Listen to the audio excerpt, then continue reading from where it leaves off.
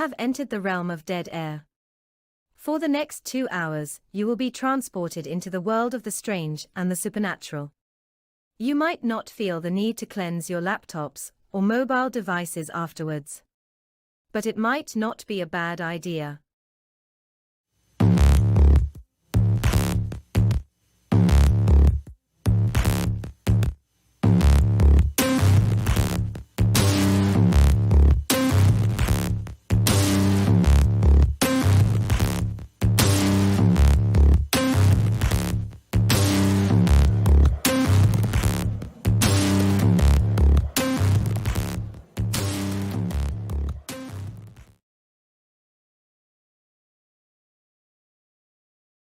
You have I don't know. Don't adjust your TV sets. And I'm sitting back because my back hurts like hell. Good evening, everybody, and welcome to Dead Air Live, the Dead Air Full Spectrum channel. We are here for our Sunday night show. Myself, George Lopez, and Mr. Ken DaCosta. And thank you guys for joining us. Great show coming up for us tonight. Sharon Coyle from Rolling Hills Asylum is going to be our guest for the first hour. And on our second hour, Daniel Klaaes from of all things, the Hinsdale house. Very controversial as of late, too. So we're going to bring that up in topic.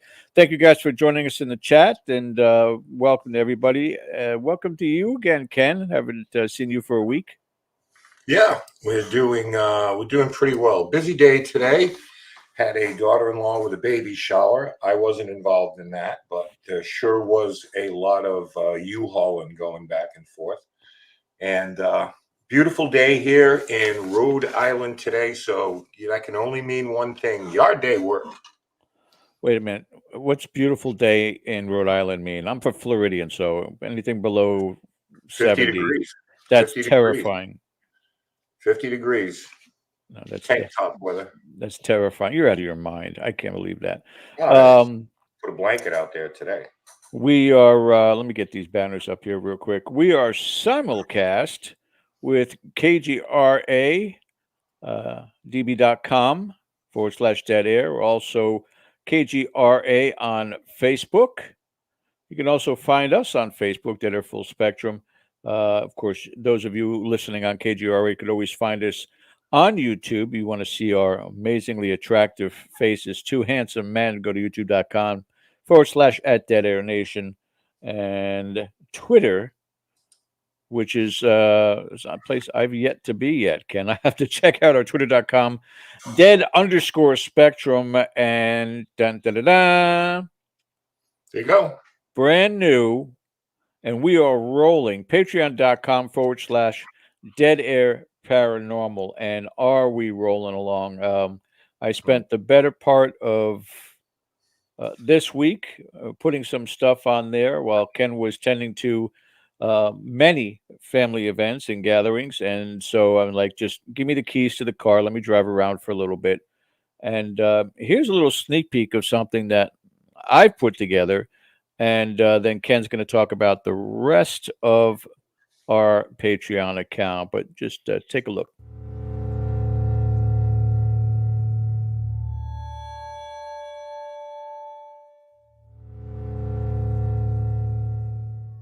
Back in 2014, I was on my 14th visit to the old ghost town north of Ocala called Kerr City. There, in an experiment at the father's house, I stepped into the second floor closet where in the past we had experienced portal activity. With 6 little words I spoke in that closet with the door shut, my life became a living, sleeping hell. Show me where you come from.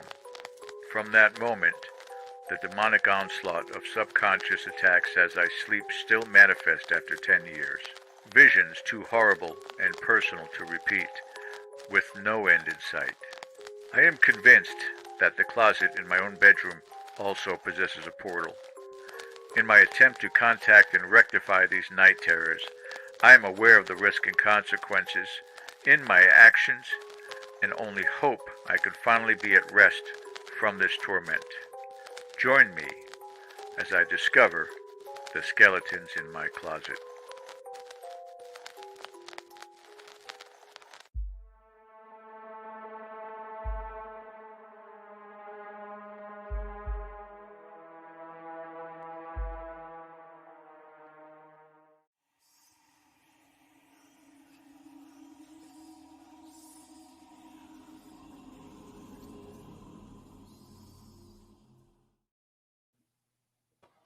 Yep, there you go.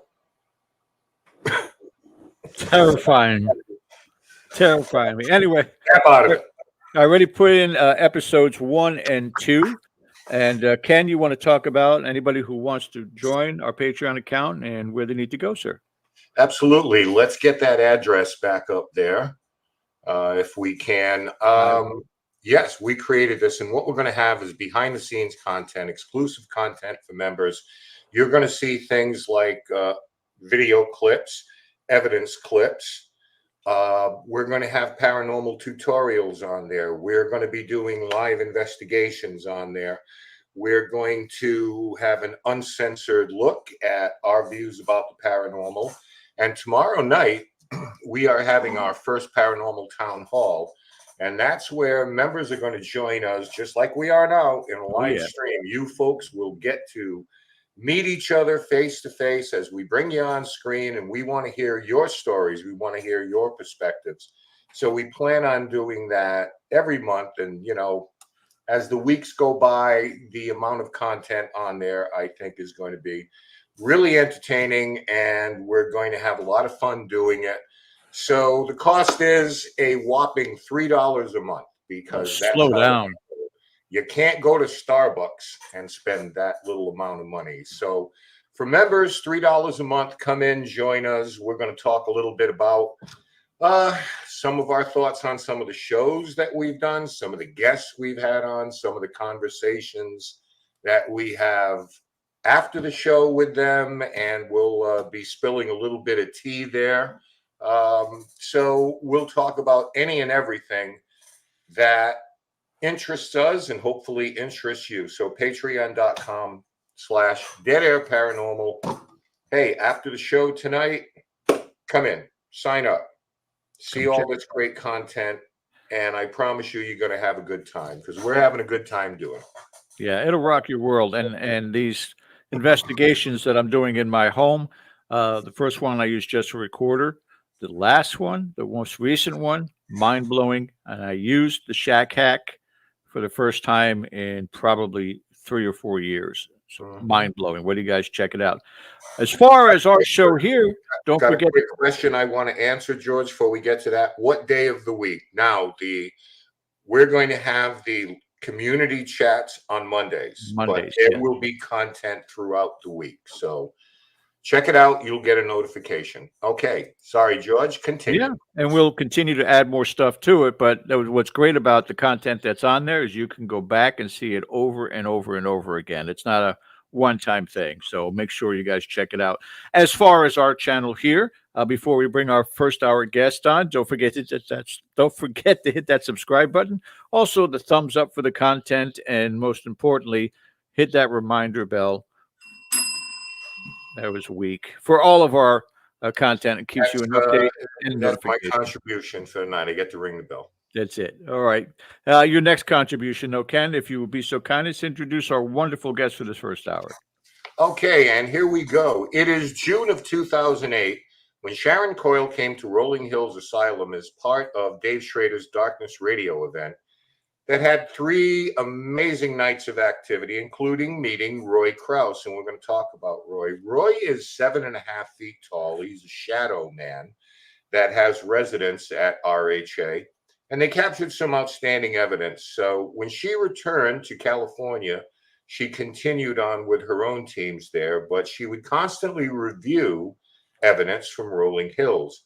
When she received a call in the spring of the following year that RHA was closing forever, she was shocked. So one thing led to another, and on the day before her birthday, in October of 2009, Rolling Hills Asylum became her new home. So we're going to bring her on right now as our tribute to haunted locations in Western New York. Please welcome the owner of Rolling Hills Asylum, Sharon Coyle. Hi, Ken. Hi, George. Reunited, and it feels so good. It's been a long time, darling. How are you? I know. I hate it.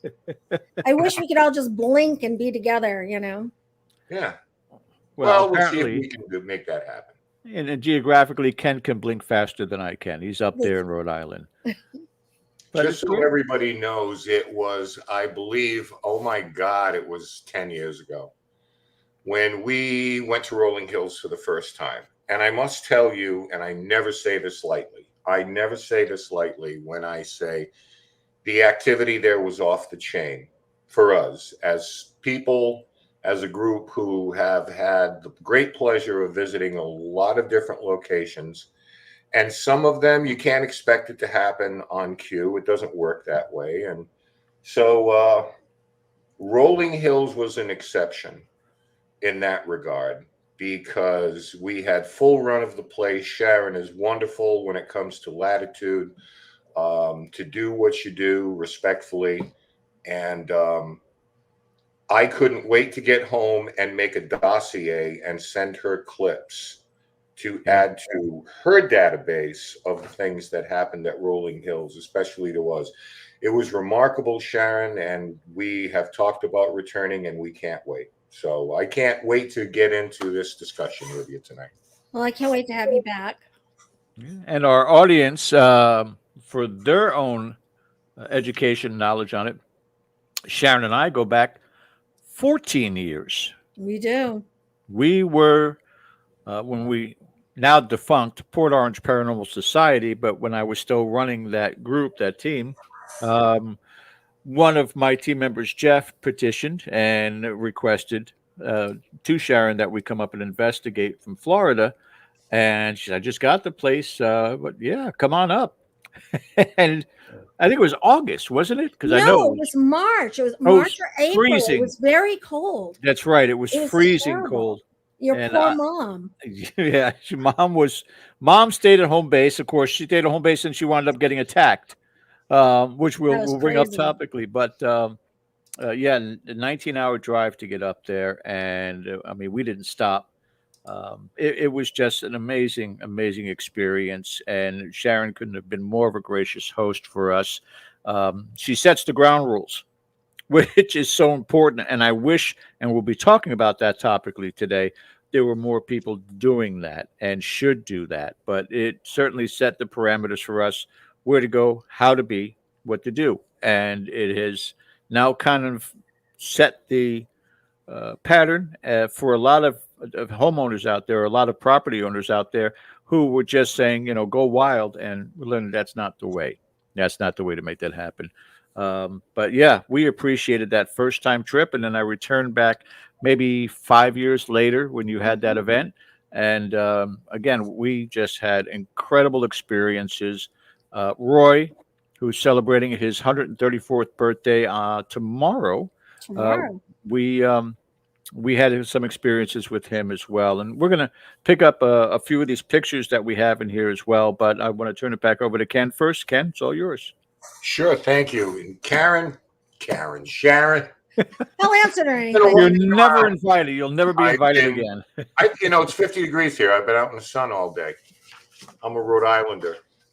Sharon, the one thing I want to ask you right from the jump is that the owner of an iconic active location, how do you manage to control the narratives at your place? Because man, you're opening up a door, aren't you, Ken?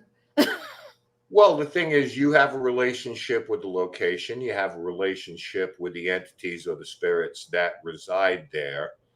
So how do you manage to know what you know and try to impart that on other people who may be prone to maybe embellishing things a little bit or just kind of go off the reservation when it comes to what they want to believe as opposed to what it is that you know? You're really putting me on the hot seat because it's really a can of worms here. There's a lot of the spirits that we're very familiar with and communicate on a regular basis. Their family roots and their current families that are alive are still in the area of Genesee County, Wyoming County, Erie County, things like that. And actually, one of my volunteers, her great grandparents used to work at the building. So I know I have a tie to current family members. So it's important to me that I don't let stories, go off on a tangent Right. for clicks and likes and everything else. It would be like me going to George's house as a random YouTuber or social media person and trying to film a show saying I talked to Miss Bev and then embellish that she was a demon and everything else. I can't have Right. it because I know these people's family and I have to have some, respect for them. It's not just we're out ghost hunting for the thrill of it. I mean, I'm protecting historical property. And the historical property also trickles down to the people that were there. That's part of the history. So it is very difficult. I'm going to put myself on the hot seat. I get bashed a lot for the way I want to run things here, but people don't look at the larger picture that I'm trying to explain why I do what I do. Right. I don't let every person that wants to come film a show. You were talking about this last week. You touched upon on your show. It's like the Wild West out there. It's turning into the wonderful world of wrestling. Right. The paranormal which is unfortunate. It's becoming for clicks and likes and everything else. And people are losing the focus of why we all got into this. And we're at the precipice of a really important time. We have that whistleblower in the military that came out and talked about the government having secret UFO investigation teams. He mentioned interdimensional beings, and that's the word that he was using. We're on the precipice of being able to have some sort of a leg up to be taken seriously, and we can't because we have a boatload of people that want to just run havoc and make money off the paranormal. And I understand that. Everyone has a capitalistic side. Everyone has to make money, everyone has to pay bills, but it's difficult. It really is. And I feel really bad about turning some people down, but it's not like when you and George and I started, people were thrilled to post evidence clips, like just raw evidence clips. And that's, yeah. Well, see, the thing is, Sharon, we're in another age now, and the delivery system is different because now there's the internet, now there's videos, now there's social media. So in the blink of an eye, the information can get out there. Misinformation can get out there. Right. And I'm going to apologize a little bit to our viewers tonight because some of these questions are going to be maybe a bit redundant when we have Daniel on. Daniel's in chat right now, so feel free to engage with him as well. But we're going to cover the same things. When you spend time, a prolonged period of time, not one and done, come in and investigate, thanks a lot, and you leave. But when you have an emotional investment in a place, as well as financial, there's a sense of responsibility that I see that comes with that, with property owners, and it could be a board of directors, it could be stewards, whoever's in charge of that location. There's a sense of responsibility not only to the building, but if it is an active building, to the spirits who reside there as well, because they really are partnered with you because you're kind of both ambassadors of the place, them with their interaction and you with how you present it. So that sense of responsibility always has to be in your mind at some point. You want to do right by them. I do. Yourself and George for traveling around investigating places, things can turn on a dime. Spirit activity can become very negative. It can become dangerous. I'm here 24/7. People forget that. They come, they buy their ticket or they book a hunt or whatever they're doing and they're gone. And what they do here matters and has a long-term lasting impression on the energy in the building, which will directly affect the way I live here. And people don't think about that. And I don't expect them all to. It's not they don't have that forethought on all that. And I understand that. But I have to control the narrative, like you said, as best I can, because I have to look at the bigger picture. I'm trying to please everybody and keep everyone safe. And I can't keep everyone safe if people are coming in and doing things that are going to really rile everything up in a negative way. Well, the thing It's is, a tough road to walk because people bash me all the time. and I don't think they really have a clear understanding why I do what I do. And I'm grateful in a way you brought up. In another way, I'm like, oh my God, I don't want to talk about this.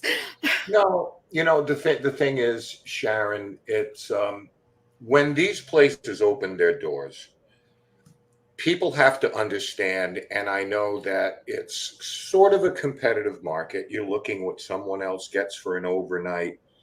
But I think there has to be an innate understanding that you're trying to keep the doors open and perpetuate history, because there's always a developer out there with a bulldozer just waiting.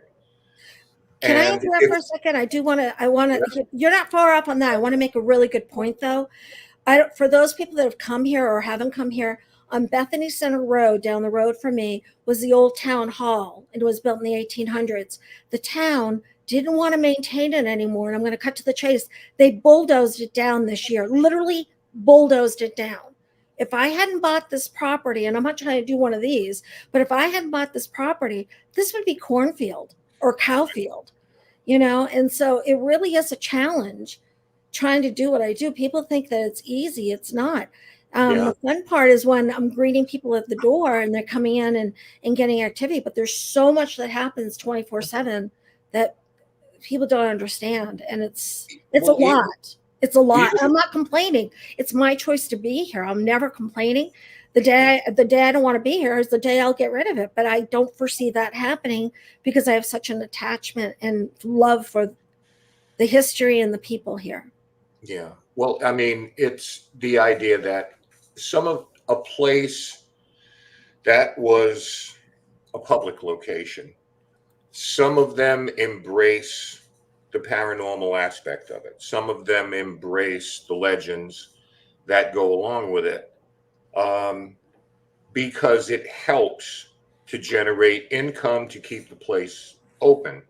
But I think the main thing that we have always said in any place that we do is we assure them that we're not just going to make it the haunted house down the road and just perpetuate that reputation. We're going to talk about the people who were there. We're going to talk about the history. We're going to talk about the origins of the place. And you do an excellent job of that in terms of the poorhouse, in terms of all the different iterations that RHA was. Let us not forget who was there previously 100 years ago or more than 100 years ago. So you strike a nice balance with that. And I think people appreciate it. And that's something that keeps doors open, because it's not just about chasing ghosts. It's like respect for what came before us. Absolutely. Absolutely. Yeah. George. Yeah, I wanted to, because again, so many people that have joined us here in chat already, and they're all very supportive of the style and direction that you have led with this. And we're talking about before all of this clickbait stuff started coming to realization. It was, I think, from the very start, you had very strict policies in the way things were conducted in there. I don't know if it was forethought for you, Sharon, or it's just who you are as a personality, your experiences with people prior to owning this location, but it's kind of become a bit infectious with other homeowners that we're going to be talking to Daniel a little bit later on, but sticking to your guns with regards to this.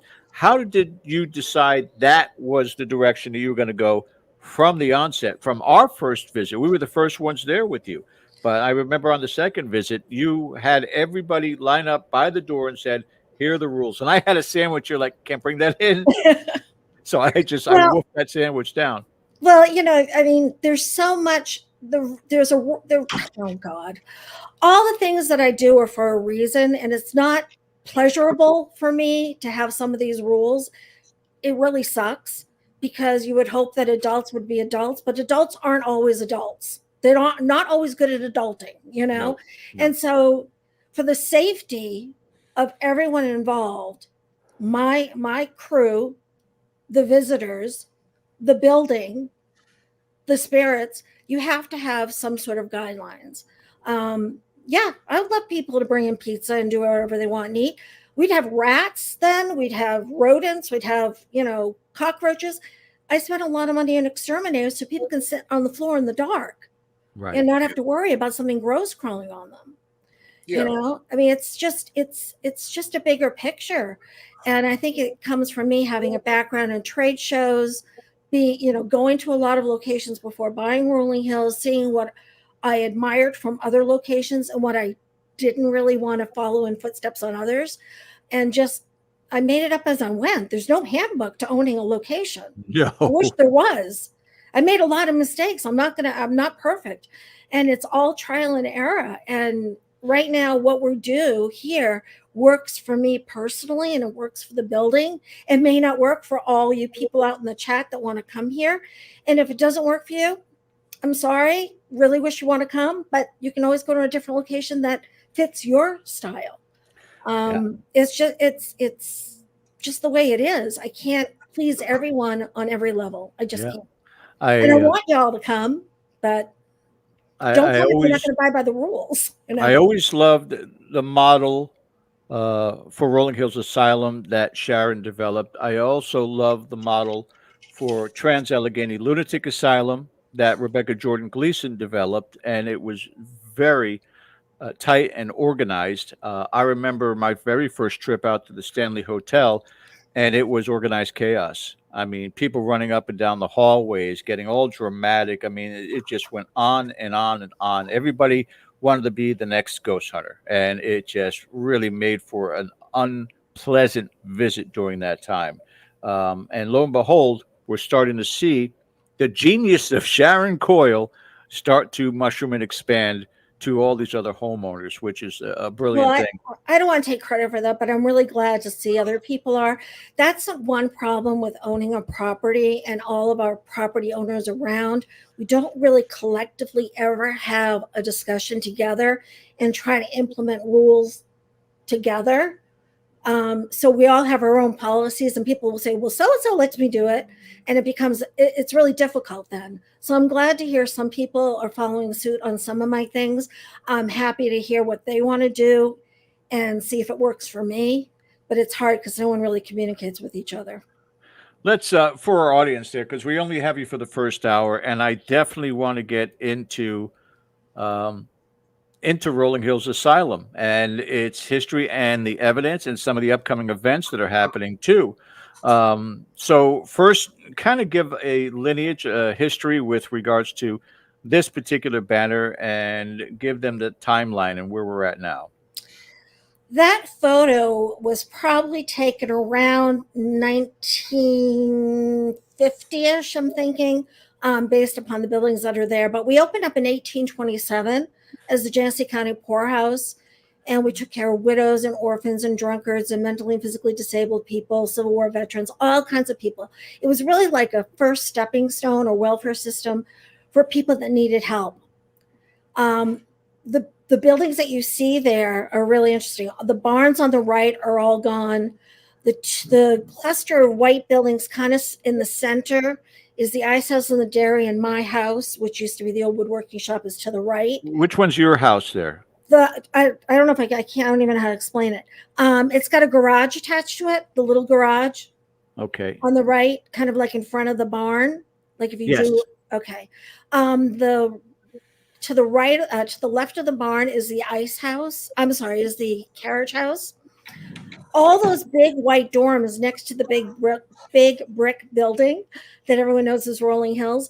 Those were all dormitories, and the one in the back, tucked in the back, and those burnt down or got torn down starting around 1956. The one on the back side, the little one that's poking its head up, that was the men's dorm, and that burnt down around 1956.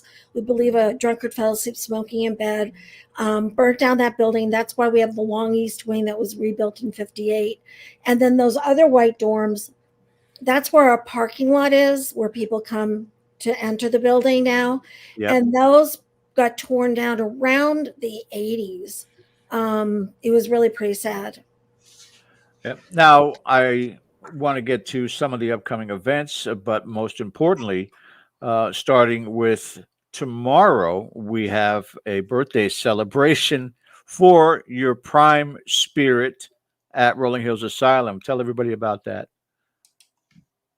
Oh, well, she froze up for a second, which we were talking about earlier. And again, she was explaining to us earlier that they blew a transformer just the other I'm night. back. And now I got you back there again. Did you hear what I said? Bringing up Roy's birthday tomorrow. Yeah. And what kind of exciting events do you have on? Here's a wonderful picture. You can see Roy there in the middle, 7.5 feet tall. But what do you got going for his birthday tomorrow? Balloons, cake? What do we got? Yeah, we have we'll probably have some cupcakes because I can't really cut up cake for people. But yeah, we'll have some balloons. We'll go in and we'll do a little investigation with him. People bring him cards and presents. I have to finish making his present tonight. And then we'll have a little investigation. People can join in if they want. People can go off and investigate the other parts of the building if they want. It's whatever they want to do. But of course, we're going to do a spirit box session and see what we can get with my guy. Yeah, this is going to be really exciting here. And that's Roy, that picture to the left. And there was an apparition capture of Roy in 2008. And again, here's another shadow picture of him. So he's. Question for you, Sharon. Sure. Approximately how high is that archway to give everybody an idea of the size of Roy Crouse?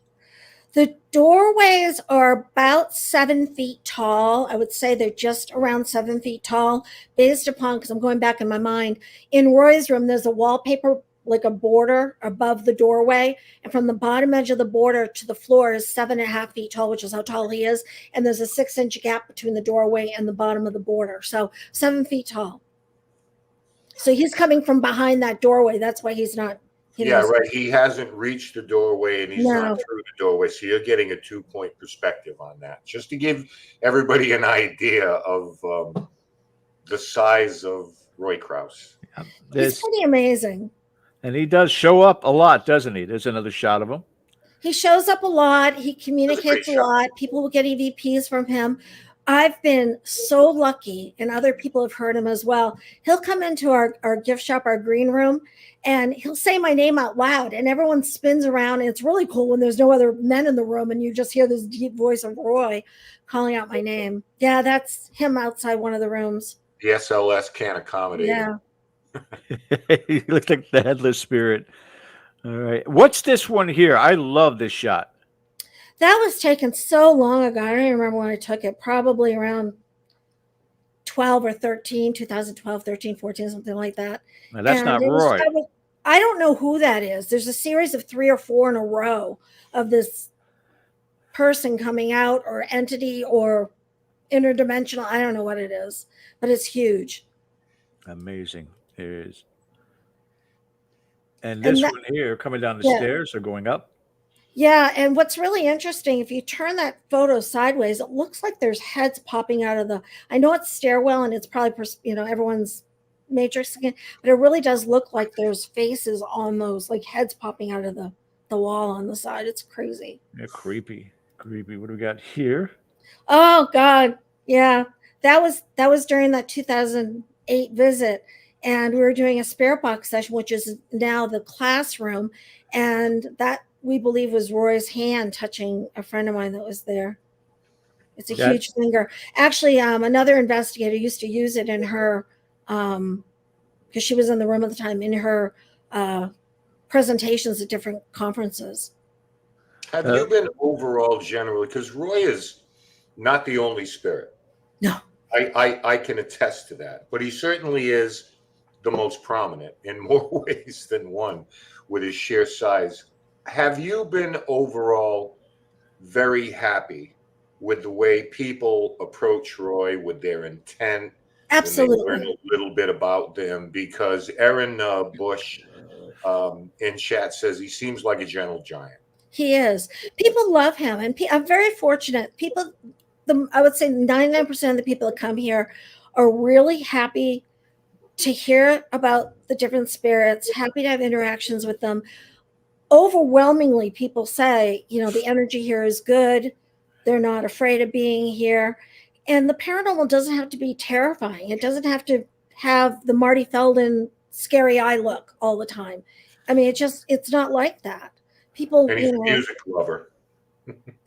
it just really isn't like that. I mean, sure, you're probably scared if you're unfamiliar with the building or it's dark or whatever, because it's the unknown. Of course, you're going to be scared. But overwhelmingly, people are very thrilled about coming here and getting activity and hearing spirits and communicating with them and seeing the shadow people and having Jack open the doors or little Jack come over and tug your hand or whatever is happening.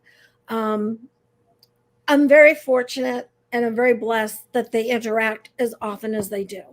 Have you seen a change in demeanor over the years? Because a lot of times when places open their door, and I know they were open before you took ownership, and Rolling Hills, I mean, let's face it, all over television and documentaries and procedure investigation shows. Have you found that, when you first open your doors, everybody's just bum rushing the place, right? They want to find whatever they're going to find, negativity and whatever. Have you seen a gradual change in people's demeanor now when they come into Rolling Hills, where I'm sure you get a few now and again, but it seems that once you put forth, we're going to use that word narrative again, it seems that people kind of accept that and they adopt a different kind of demeanor, maybe with good intentions rather than, being, provocative. I would say about 85% of the people that come here for real are laymen, like first time, curious about the paranormal. I would say let's say 80. I'll be generous on that side. 80% of the people. So we have a lot of people that have seen the shows, are a little bit apprehensive, and then they come and they're like, oh, it's nothing like I expected. It's comfortable here. It has a good energy here. When I first got here, and George knows, God, poor Bev and I, we got bombarded with something negative that first night that you were here. But they were testing me. The spirits were testing me, and they wanted to see how much BS I was going to put up with. And I'm not talking about the regular cast of characters that are prominent now, Aunt Maud, Roy, Raymond. I mean, there were some others. There's lots of others in there, and they were testing me. And over the years, we've had an understanding, and we don't really have anything that happens that's negative. Honestly, I'm knocking on wood again, but I honestly don't have anything that happens on a negative platform. And I don't know why. I don't know if it's because of my attitude, because of me and all the people that help me out have really positive energy about the place, that we're always trying to do work and cleaning and talk to them. I don't have any explanation why. You've taken that responsibility so sometimes you have to separate the two. You have Sharon, who is just a sweetheart. I hate to put that out there, but she is. I appreciate that. Who has to be a little bit different, like any owner or any boss or any supervisor. You just have to put that aside and be just a little bit different. And then, when that's all well and done, you go back to your life. You go back to who you are. I don't think that's hard to understand. It's hard for me to be that way.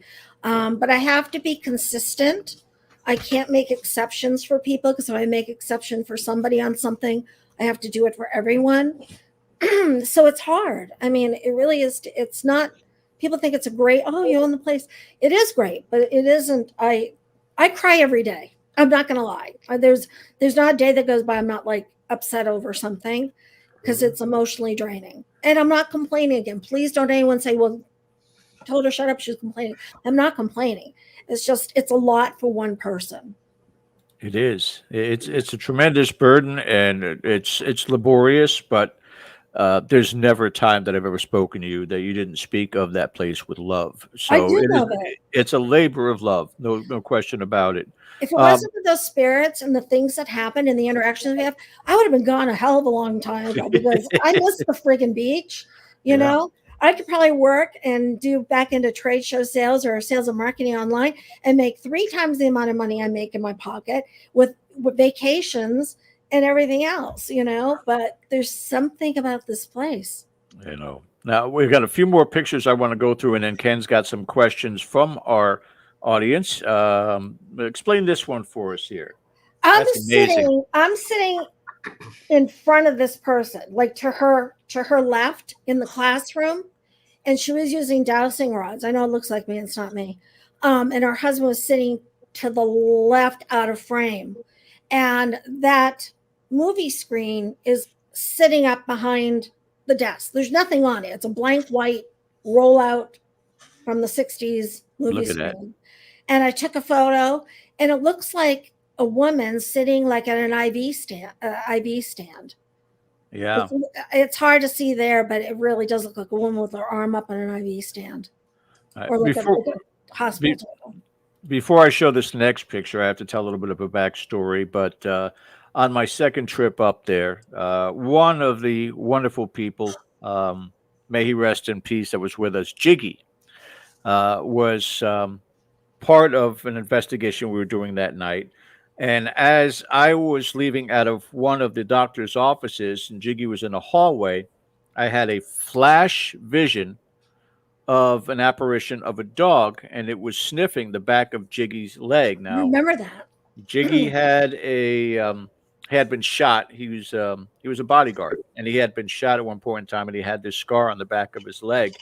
And when I told him what I had seen, he says, "Dogs do that to me all the time." And it was maybe a couple of months later that this shot was captured. Correct, Sharon?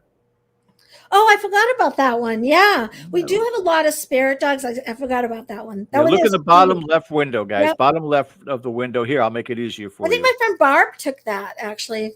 Yeah, I think she took that. But yeah, we have a lot of dogs. We have there's a German Shepherd that I know that used to belong to the Bodeckers, which were two owners before me. With my dog who passed away, Tiki, he passed away 7 years ago. We still get pictures of him in the building. The very first night he passed away, someone got a really good picture of him in Shadow Hallway. And just a few weeks ago, Brenda, another girl that helps me out, she got a picture of him. He's still in the building. We have a lot of spirit animals. Yeah. It was an old working farm. And just be advised, everyone, do not try to bring your dog to the investigation. And there are no dogs in the building.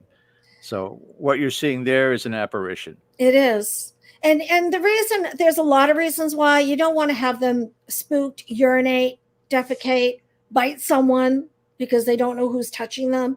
It's not because I don't love animals. I do a lot of animal charity work. I do a lot of support for animals and rescues. All right, what's this here? That's crazy. I forgot about that one too. Oh my God. That was down the rec room, outside the chapel in the basement of the East Wing. And it's somebody hovering. Hang on. Time out, Sharon. What hallway were we in when I saw that shadow creeper come out of that room? We were upstairs in that building. We were 2 floors up on its basement where this is, first floor where Roy is, and the second floor. So it's technically 3 floors, but we call it basement, first floor, second floor. And we were up in, it's called Shadow Hallway. And we were up there, and I'll never forget that. We were down by Jack's Solarium, and all of a sudden we're walking down the hallway. There was like 4 or 5 of us, and you saw something and you booked it, man. I'll never forget that. You were like running. You thought it was a person. Yeah. Yeah, it was crazy. Yeah. You went flying down the stairs after them. And the description of this picture that I'm showing says it looked like it was coming down from the ceiling. And that's always been my regret. When I went into that room, I looked everywhere, but I never looked up. I know. And it's driven me crazy to this day. Okay. All right. That's a better enhanced picture of what we saw before. One more, and then we'll get to the questions. That one there. That's interesting. Do you have that other picture of Roy I sent too, of him standing on the ramp? Because the reason why is because in the black and white photo, the real photo of him, and then this photo, and then the one I sent on the ramp, he's wearing the same jacket in all 3 photos. I didn't receive those. Ken did. I took these directly off of the website, which you guys could see, rollingHillsAsylum.com. If that picture's on the website, they're able to see that too. Or if it's not, Ken. I don't think I have it on the website, but it's like I think it's on TikTok and it's on Facebook somewhere. But yeah, it's crazy that he showed up in the same jacket. It's just. Yeah, You said, likely in the second email. During the break, when we go to commercial, I know you probably won't be with us, but I can pull those up now that you've kind of set the stage for it. Be happy to do it.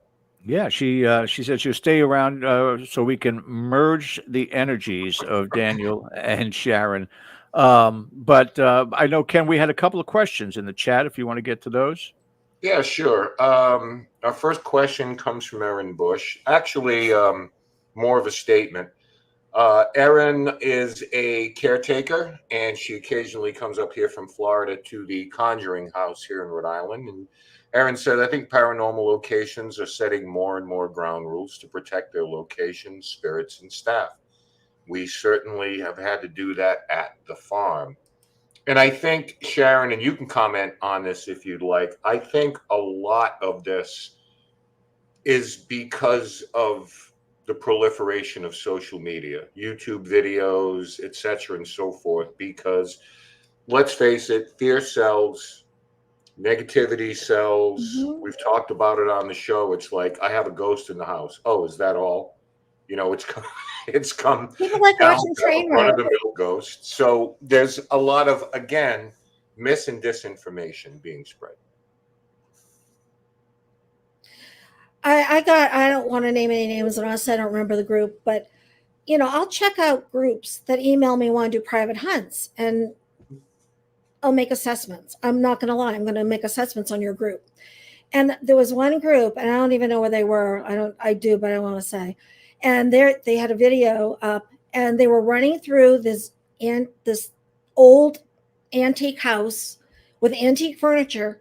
And for the sake of the shot and making their video, they were running through and running over and knocking down antique furniture and tripping and running over it with no regard to the historical property, and it's just like, dude, not good form. We got another question here. Jeff Hilton says, Sharon, have you ever gotten the sense that you belong to RHA instead of being its owner? I know that's an odd question. I'm not quite sure how they're saying that. I don't. Didn't you tell me a story about another person named Sharon Coyle? Well, not Sharon Coyle, but Cecil Speakman. He has a daughter named Sharon. He was one of the private owners before me. There's a lot of ties. The Bodeckers had Carriage Village. My dad, growing up, we had a sporting goods store, a gun store. And then when he retired, he was making horse-drawn carriages. My mom had an antique store. There was an antique mall there. And I came across a photo. I forgot. I just sent it to a couple friends of mine the other night. Back in January of 2010, right after I bought the property, Christopher Booth came out because he was going to film here. And so we were doing a little scout thing.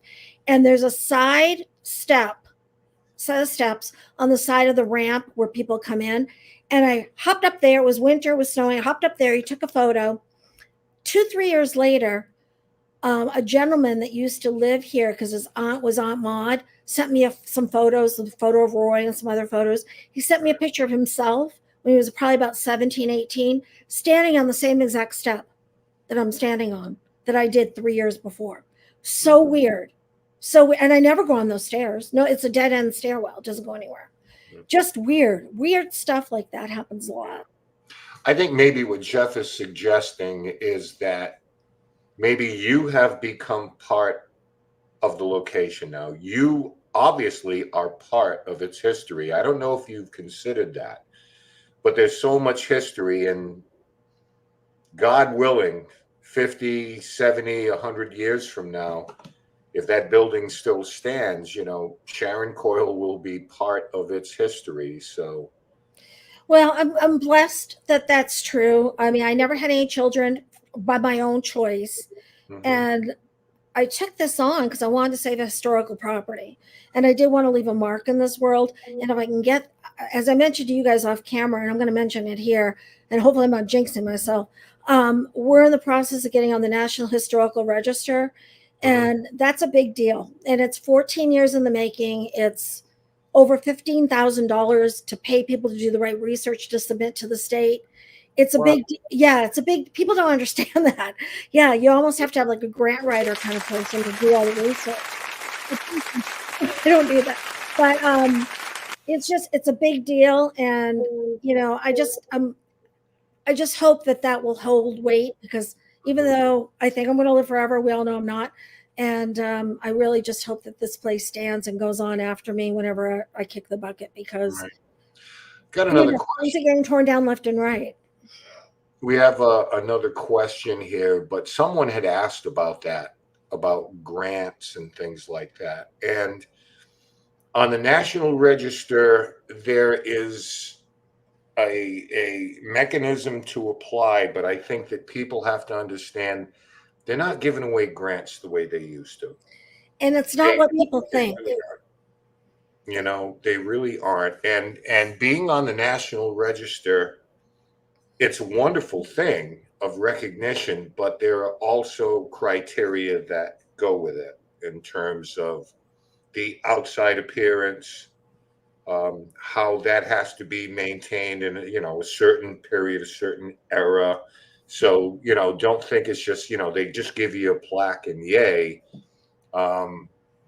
But there are hoops that you have to jump through. I mean, I know that much about the And even if application. you get a grant, as I was mentioning to you before, they don't give you the money. They don't go, oh, here's a grant, here's the money, bye, go do your thing. You Yeah, have to have whatever, let's say it's $20,000. You have to have that money in the bank, do the work, pay for the work out of your pocket. They'll yeah, come and inspect it, see if it meets their criteria, and then hopefully within the year you'll get your money back within 12 to 18 months. right. And It's not. if you need a new front door, you can't just run down to Home Depot. That door has to match the age of the house, the era of the house, and a lot of It's a times lot. you have to order it specially. You can put IKEA furniture inside if Yeah. you want, but the facade has to be within reason. Okay, before we go to break, Aaron again. Sharon, do you feel that Rolling Hills energy matches the energy of the people that come to the building? You have a crazy bright light, so you bring high vibe energy. I wonder if they match you. I really thank you. That's very sweet of you, Aaron. I really do think the energy of the building matches people that come. And I'll say this because you'll have some people that are skeptical, or some people that I'm going to pick on the men. They get dragged by their girlfriends. They want to come and they really don't have any interest, but they're doing it because the girlfriend wants to come, or the wife, whatever. And those people, or maybe someone's just in a bad mood or just don't feel well. Those people, their energy isn't up. And so the energy in the building may be down. Hmm. The spirits maybe will react to how people are feeling. They don't want to go around you. You're not interested. They're not interested in you. And then you have other people that are excited to be there, and then everything happens for them. It's crazy. It does. I think that it's a mirror. Right, George. If you want to, before the top of the hour, whatever is going to happen Yeah. at 9 o'clock is cool. But if you want to, let's at least show some of the events maybe that Sharon has coming up here. Absolutely. Sharon, go ahead and promote the hell out of it. This is a very special event. It's with Santiago Cirillo. He was on The Walking Dead. He is High on Nation. He's about anti-bullying, anti-suicide, supporting veterans. So he and Dustin Perry are coming out. We're doing this a couple of day event, and we're going to make donations to Operation Build Up, which is a gentleman that out of his own pocket gets cars, repairs them, and donates them to veterans in need that are on their last legs. And also mothers of veterans. I got the wrong title. It's Suicide Mothers of Veterans, something like that. I'm so sorry. I don't have the title right in front of me, but Mothers of veteran suicide. Thank you. And they support mothers and families of people who have committed suicide that were veterans. So part of the vendor fees are going to one of the organizations. We're running mini tours during the day on the 22nd. Portion of that will go to Justin's organization about the cars. And then, of course, we have the 2 ghost hunt nights. So that's kind of a special thing. I try to do things with Wounded Warriors and other veteran organizations for a number of reasons. And so Sandy is coming out. And it's a big thing about anti-bullying. And I don't want to belabor this a lot, but there's so much Online. veterans notwithstanding. Adult bullying, forget children are always bullied, but adult bullying in the paranormal. There's a lot of that going on, and don't get Ken started. Don't get Ken started. People don't know what people are going through emotionally in their lives on a daily basis, and what you say and what you type really matters. Keyboard warriors, stop and think if that was your family member, whatever you're saying. It's a lot nicer to be nice and a lot easier to be nice than it is to be mean. It really is. Tomorrow night for you Patreon members, we're going to talk a little bit about that tomorrow night. We're going to move on here, but if you want to get the unvarnished opinion on that stuff. I've been beaten up a lot. It's not easy, and it's uncalled for. Let's go 60 seconds. Let's get these last two in. Easter egg hunt. Come on out for that. That's our kickoff for the spring. Hey! We hide 850 eggs to the building. There are tickets in them. We have over 70 Easter baskets with autographed Buffalo Bills stuff, concert tickets, tools, autographed paranormal equipment, all kinds of stuff. Not autographed by me, autographed by real people.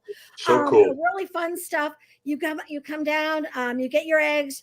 You go through the building, find your eggs, you open up your eggs, you get your tickets, put them in the thing. We do a drawing. There's a catered dinner and a ghost hunt. And then everyone gets a little goodie bag on top of it all. It's really fun. We sell it every year. It's so crazy. I've never seen 70 people find 800 eggs so fast. And my boys, the Wraith Chasers, they're coming back out in September. I love those guys. They're so awesome.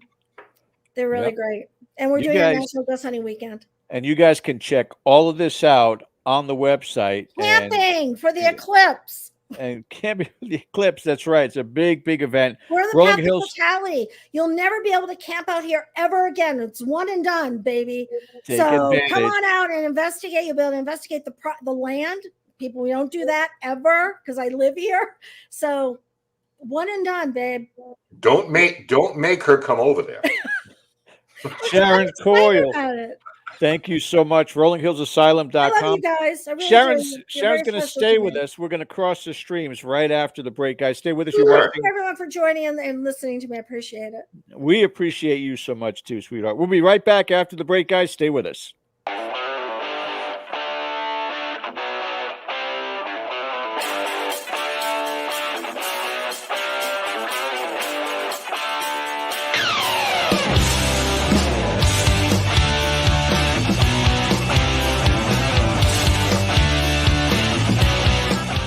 Hey members, the new KGRA DB app is now available on iOS and Android devices.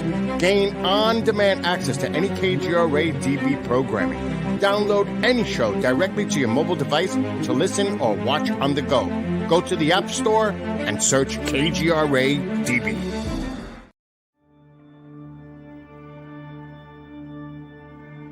As UFO reports come in from around the world, the Mutual UFO Network, MUFON, is there.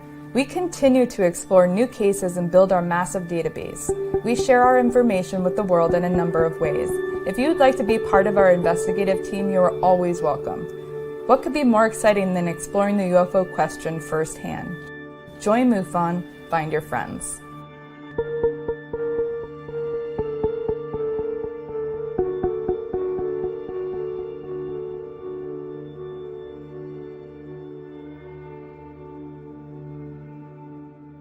Did you know 75% of Americans are chronically dehydrated?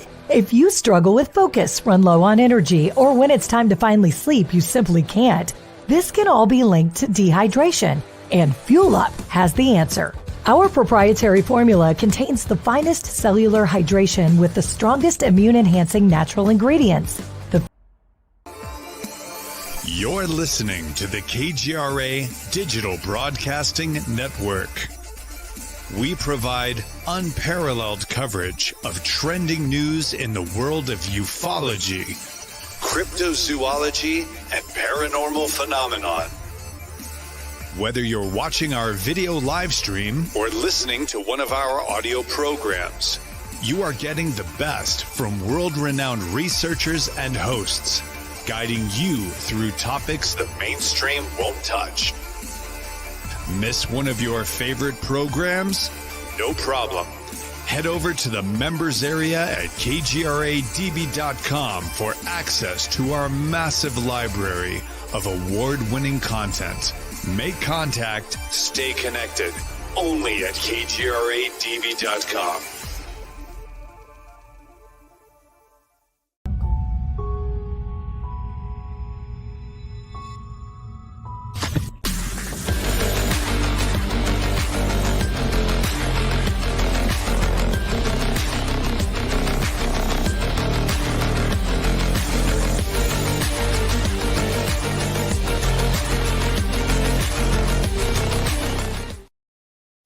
Welcome back, guys, for the second hour of our show tonight.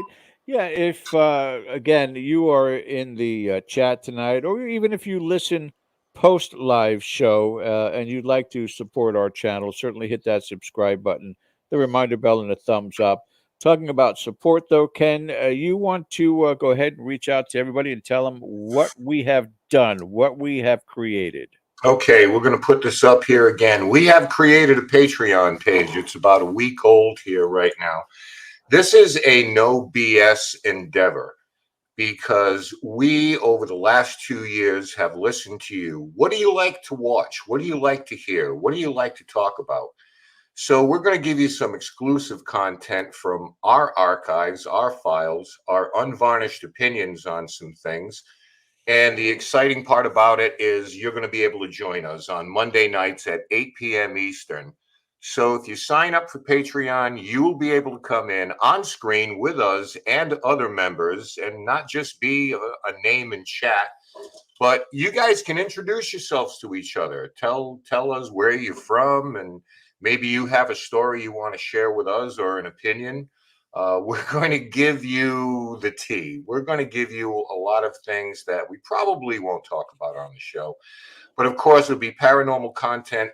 I've already arranged to do some paranormal tutorials on approach, methodology, equipment, what you should use, what you shouldn't, almost like a consumer reports type thing. What kind of recorder should I buy? How much should I spend?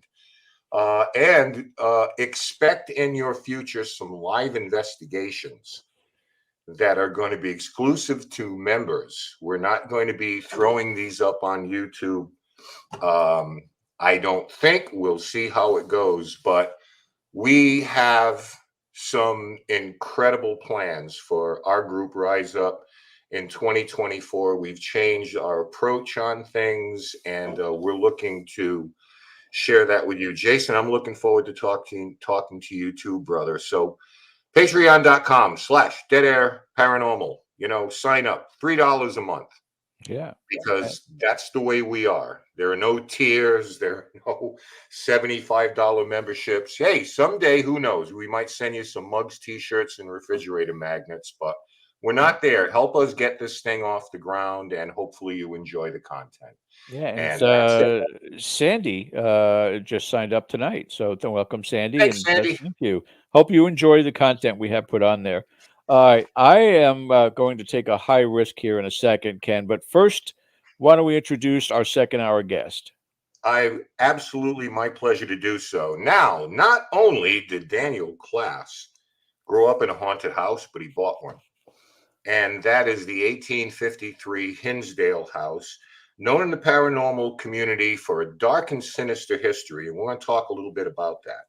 And it's actually one of the most sought after paranormal destinations for ghost hunters around the world. It's currently being used as a paranormal research location due to the high level of activity. Now, Daniel is also the executive in charge of Death Watcher with Nick Groff, and you've probably seen him on many national television shows, including Paranormal Lockdown, America's Most Terrifying Places, one of my favorites. I love those compilation shows. Paranormal Night Shift and My Paranormal Nightmare. So it is with a great deal of pleasure we welcome for the first time here on Dead Air, Daniel Klaaes. Hey, how's it going? Okay. Hi, Dan. Where are you tonight? And what's up with the belt? What did you win? Oh, it's not. I'm a wrestling fan, so I have like lots of them actually. Hey. Oh, okay. Yeah, there you go. hockey fan. There's my Sabres jersey, the all signed by the whole team. Pretty cool. Yeah, that's a thing down here, by the way, so everybody knows. All our buddies down here, like Weisberg and all those guys, they're like big wrestling fans. Yeah, we could talk wrestling for hours. Trust me, buddy. Yeah, actually, yeah, I was at the WrestleMania where Ric Flair retired. I was at the Hall of Fame where Ric Flair was You mean inducted. the Ric Flair that's live tonight with Sting? That Yeah, one of that retired? course. Oh, yeah, he's retired, I think, 10 times now. I've been to 2. I went to the Ultimate Challenge, Ultimate Warrior versus Hulk Hogan up in Toronto. Good God. How old were you then? Oh, I was in 6th grade, and my father took me as a surprise, which was really cool. And then when they had the NWO reunion, they were both in Toronto because it's only about an hour and a half away from where I live. So nice. Sweet. I am, we are, of course, paranormal investigators by heart. And so we are all about that energy. So Ken and I thought, why not cross the streams tonight? And so those of you that are in the chat, kind of buckle up and brace yourself because we have 2 owners of 2 haunted locations at the same time. Exciting, huh? Actually, I'm gonna bring something up. I'm sorry, Ken, but I wanted to let you know of the possibilities, and we've talked about this on other shows also, Ken and I. But back in the day, Sharon was on Dead Air when we still were doing Blog Talk Radio, and we did a dual spirit box, or really a spirit box and Frank's box, an amazing device. I've got one, you've got one that I think is historic. But in that event, Daniel, Roy, and it might have been on his birthday. I'm not sure. Yeah. Roy went from Rolling Hills Asylum to my house here in Palm Coast, Florida. So, Daniel, anytime you want to invite Roy to the Hinsdale house, I think Sharon would be more than happy to let him go on a night he's not busy. Sharon better bring him just so he'll go home with her. You might want to stay. Yeah, that'll be like me walking around in attics. Poor guy. He probably wouldn't fit in the doorway. Exactly. It's fantastic to see. And you guys are both West New York, correct? Yeah. Represent. Yeah, often when I'm out talking, I've friends with Sharon and we've done some stuff together. But it's a sell. I mean, Western New York is a sell because we have so many amazing locations in Western New York. So when you're telling a team at a convention in Iowa, hey, why don't you drive all the way to Western New York? Well, why don't you hit up 2 or 3 locations? Because there's some amazing ones. Rolling Hills, Wildwood, Sweet Home Estates, Van Horn Mansion, Greystone Manor, Iron Island Museum. They're all within like an hour drive from each other. Yeah.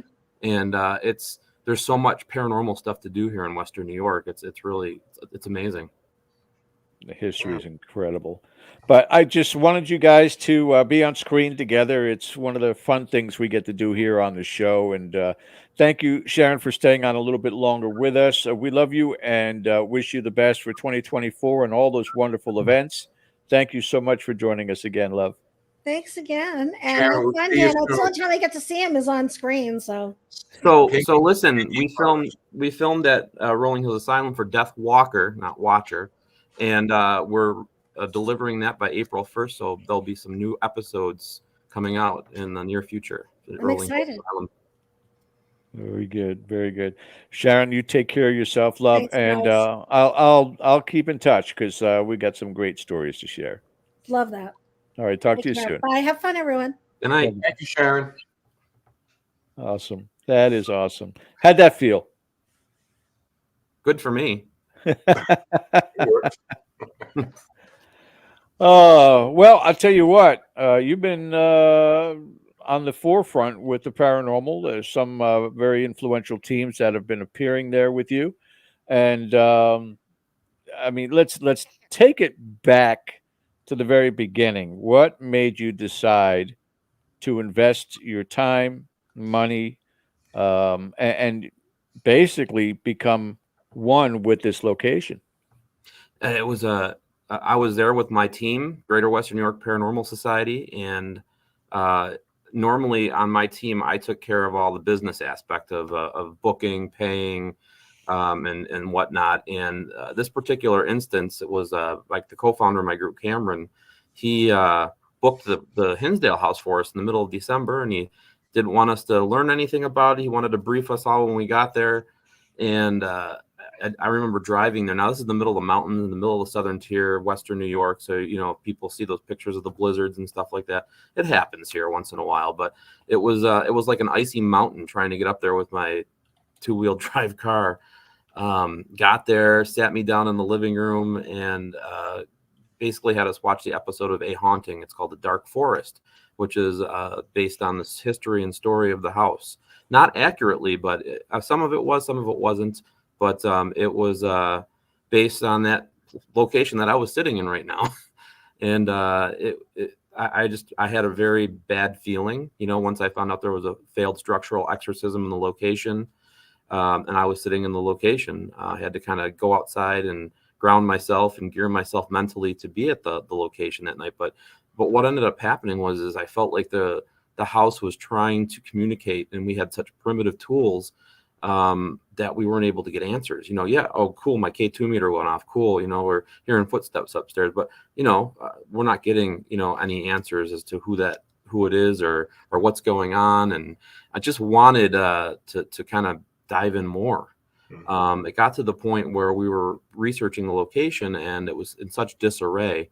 You know, black mold throughout the kitchen. It was in really bad shape. The doors were just being left open. And we were there basically saying goodbye to the location. And I had started researching other families that had lived there, except for besides for the Dandy family that was there in the 70s, and came across this older couple that were the last inhabitants of the house, Flo and Joe Misnick, who were both passed away. And we were in the kitchen. There was no electricity. All the ductwork was ripped out of the house. It had a teardown date actually already. And we were allowed to go in and say goodbye to the location. And while we were doing filming and just kind of putting it on our YouTube, you know, we were talking about the exorcism and the Danny family. Nothing was happening. And finally I said, Flo, are you here? And I got like electrical sensation up my arm. I had a K2 meter in my hand. I still get chills thinking about it. And it went all the way up to 500 milligauss. And I continued to have what I felt like was a conversation with Flo Misnick. I asked her if she would hold my hand as we went up the stairs, and the K2 meter stayed lit in my hand all the way up the stairs. And when I got to the master bedroom, and when I crossed over into this room that, you know, the portal is supposedly in, is when I lost her. The next morning, it'll be over soon. The next morning, I posted a picture on my Facebook page of the Hinsdale house, and I got a message from a lady named Jackie, who ended up being Flo and Joe Misnick's granddaughter. And I felt like all the synchronicities all came together in one night. And I felt like this place needs a voice. It needs help. And I needed to try to step in and save it if I could. I know there was a lot of people trying to get in there, but I went down to the bank, explained my position, and it had to be a cash deal because no bank was going to, you know, put a mortgage on this place. I'll tell you, it was bad. And we were able to put a cash deposit down on after I had just bought a house with my family of almost every cent that I had left in the bank. Took a chance on it, and boom, we got it, and started renovations, you know, as soon as we could. We had to get the roof done first. So, I mean, it's been a lot of work. Yeah, the rest is history. Now, Hinsdale House has a little bit of a darker history to it. It does. So how does that inform the approach of not everyone, but some of the people who you welcome in for their own all research? Of the people we welcome in, we give the warning, the stern warning, because of the things that have happened there. It's not something for the faint of heart. It's not something that somebody that has never done an investigation should just be jumping in and doing. So we kind of have like things set up for different levels. We have trained tour guides. We have assistants that help with the house that are all up to date on the history. We also have, like, for the folks that are staying at the house, we have the QR codes now throughout the house where people can scan them and get the stories from that room, what happened in that room, history, interviews with Clara Dandy, interviews with the priest at the exorcism. So, I mean, it's really interactive location, unlike others that I've been to, and just trying to keep that information out there fresh. You know, we can change it as it changes, you know, on the QR codes and when we're giving tours and stuff. So we always warn people, if you start feeling heavy, if you're starting to feel suppressed, if the vibe's changing, get up and walk away and go do something else for a while, because it's not something that you want to entertain. I mean, most people don't want to entertain, at least, you know. Yeah. I mean, that doesn't seem to be the best possible outcome of it. Now, I know there's so many people I know that have been to Hinsdale House, and they've talked glowingly and excessively about it. But if someone comes in and takes a more provocative approach, is that like more on a case-by-case basis, where you might say, okay, we'll be a little bit more accepting of this because I know these people, whereas, someone will come in and take a stance and a little bit more aggressive posture? I think you just mentioned it, where, you try to set down some guardrails for them. I do set down guide rails, but I also want people to be themselves. I want people to be able to investigate the way that they investigate. If you go in acting like a dick, you're going to get what's coming to you. You know, I mean, it's not, I feel like for the most part, people are very, very receptive to how I would want things to be done. Sure. And, have been teams that have gone in that take a different approach. But I think overall, people can judge based on their, if they're putting something out on YouTube, or if they're putting something out on a different platform or whatever. People can judge based on what they're doing on their own, that's on them. That's not on me. If they go in and act like a douchebag, that's going to be reflective of them and how they investigate. And right. They may not be able to go in other locations because of that. Right. So I'm pretty open to let people do things. I know, I'll let people, if they're familiar with using a Ouija board, I have no problem with them trying to communicate with a Ouija board. Some people look at me and go like this, I'm not like, but I look at it as a different tool. And if you're well versed in using it, go for it. Let's see what you can get. So I'm a little bit more open as far as that goes. But I do, we do set precautions for everybody. There's a list of rules that you have to go through, and we do heed the warnings based on your level of expertise in the paranormal and investigating. If you've only been on one investigation, you may not be able to stay there alone. You may have to do like a guided overnight, because we do those every month too. So we have like stuff for every levels, and we vet everybody out when they make their reservations. So. Well, it falls under the category, be careful what you wish for, ladies Exactly. and gentlemen. Mm-hmm. We talked a little bit, and you may come from this from a different perspective, but I'm curious. We talked a little bit about controlling the narrative of a place. I can tell you from my experience, one of the places that I spent a lot of time at is the Conjuring House. Mm-hmm. And talking to Jacqueline Nunez, the owner, where she is trying to historically change the narrative a little bit. Spoiler alert, there are no demonic witches wielding knitting needles. Right. And, no one's been dragged across the floor, but those things happen. People embellish things, and people want to latch onto something that was in a movie. And even though they try very hard to give them the real history, it's like, don't go in that direction, go in this direction, because it is an active place. Another place very familiar with, Lizzie Bordenhouse, in talking to, God rest her soul, Leanne, who was like, whatever, it doesn't matter. But, you hear the stories. I was picked up, thrown against the wall, and you kind of rolled your eyes a little bit. Is that kind of thing that important? I mean, you kind of allude to the idea where you let everybody have an objective opinion. Right. When they go in. So maybe that's not as important to you. It's not, it isn't, it is, and it isn't. It's important to me as an owner to try to get the correct story out and the correct information out, which is why I go to the lengths that I do to give that information to the folks that come there. It's super important for the guests that are there to know. This is truth. This is folklore. This may have been, I'm not going to call out any certain show or anything like that. It may have been embellished from a folklore, but you also have to discern what's the difference between a real paranormal investigation and what's out there for entertainment. And I'm not going to, there's so many different levels to what people do, like a paranormal show or a paranormal investigation, or, who's filming, who's not filming.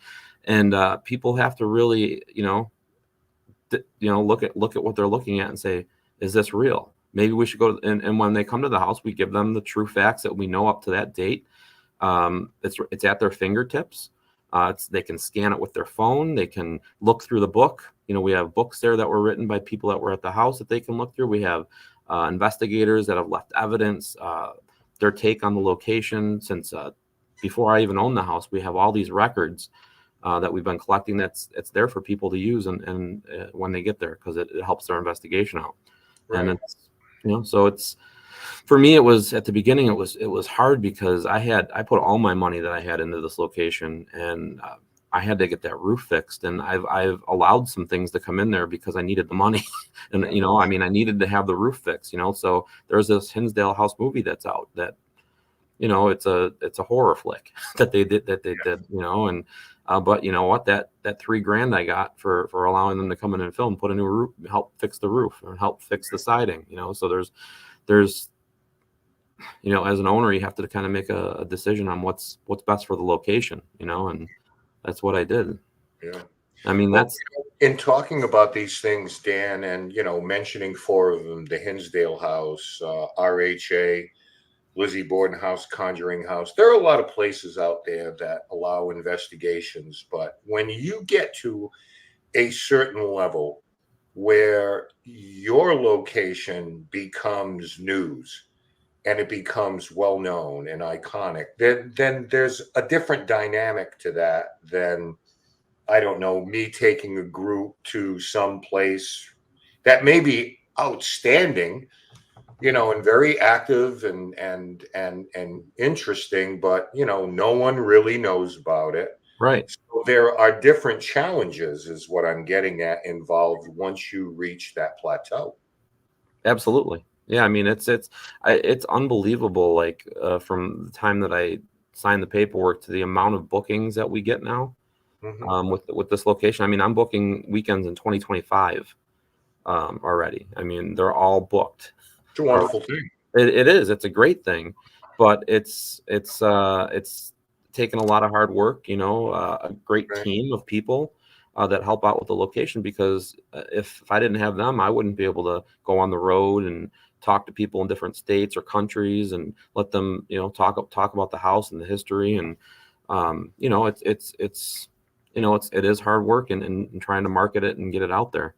Right. A couple of questions about the house. I know that your intent and your mission seem to be like to open the house as a place of research. So I want to ask you, since that's happened, how is the information and the data that you're getting back moving your understanding of the things that went on there? Because I know that there's some open questions, some open-ended questions. How has that moved it forward? Are you getting a little bit more? Yeah, it's going to be awesome. Like the show that I'm executive in charge of production, the Death Walker show. Nick and his wife Tessa have been helping me out since I met Nick with Paranormal Lockdown years ago, and Nick's been researching the location for over 10 years, and they've been able to look at some of the folklore aspects of the house, and it's all going to be out in the show. So we've actually been able to dive into some of the open-ended questions and get answers for them, it's really cool. We've also, it seems like when you're on the right path and you're doing positive things, I've tried to bring a positive light to the location as well, because it was all failed exorcism. When I first got in, that's all people, it's place is evil. And there's so much positiveness to the location as well. The interactions that we get on the inside and the outside of the house. And sometimes I feel like they're pointing me in directions. And, like when we were excavating over on the right side of the pond, when they built that pond in the 1960s, they dumped all the dirt on the right side of the pond.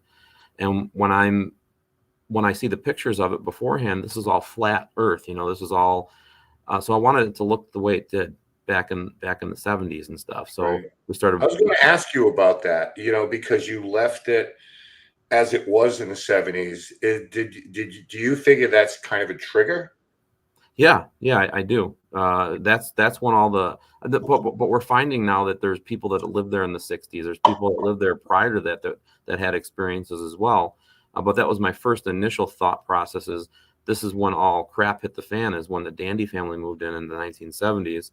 Yeah. So why not leave it in that setting, kind of? And that's kind of how we've been trying to remodel it, except for the bathroom. The bathroom's modern now. Yeah, cool. Yeah. Okay, so after the Dandies,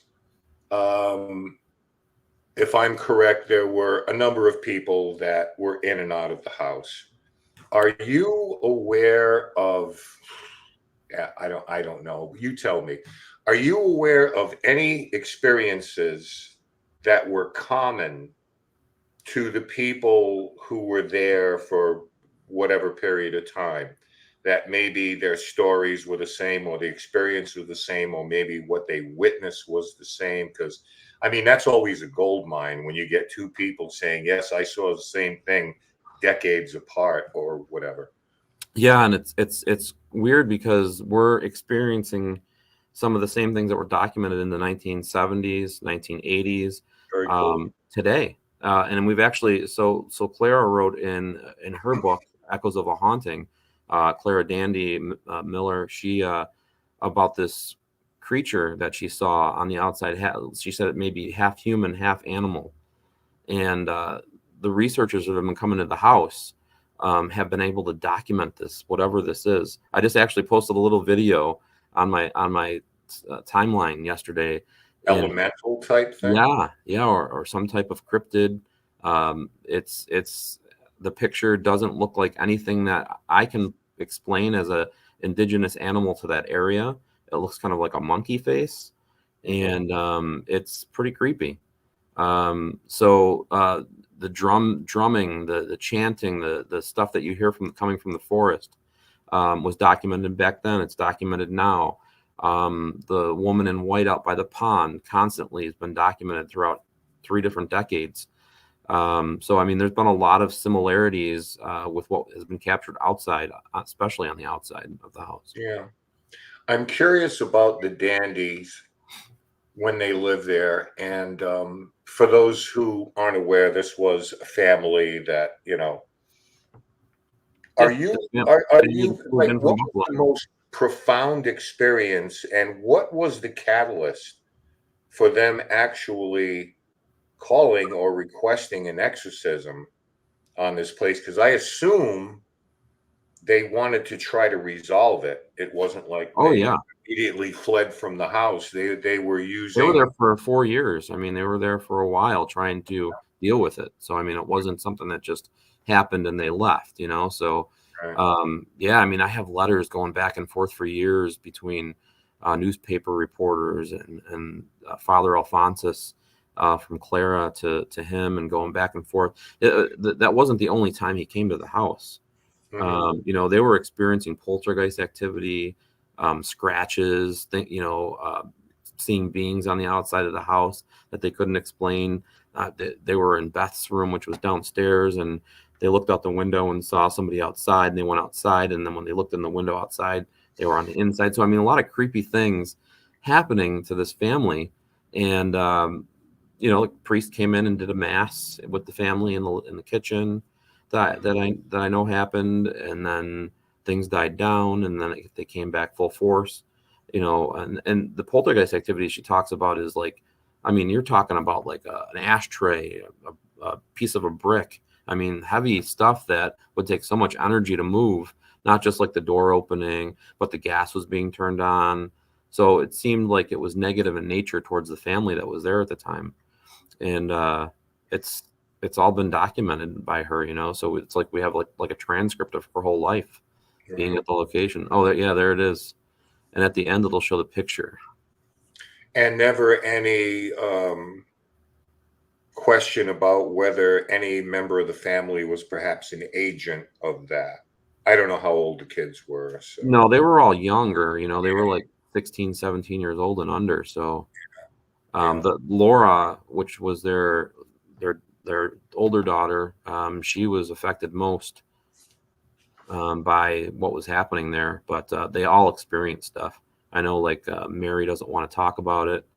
Beth was a little young, so I mean, she still knows about the stuff that happened there. But we do have Clara.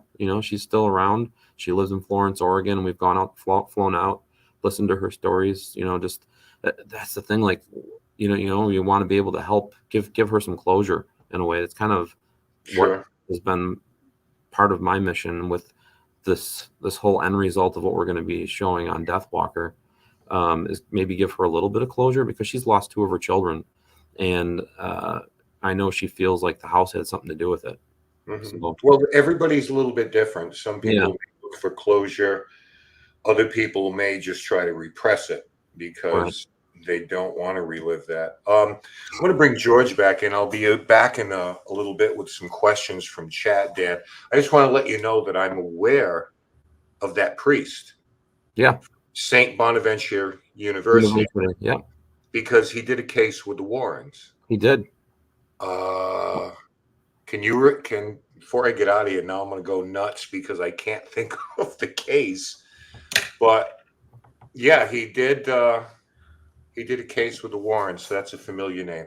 All right, I'm going to buzz away for a little bit. We'll be back with some questions later. George, take it away. Thank you, Ken. And Daniel, again, thank you for joining us tonight. So there's a lot of photos that we exchanged this weekend, and we want to start back again. I was showing them before.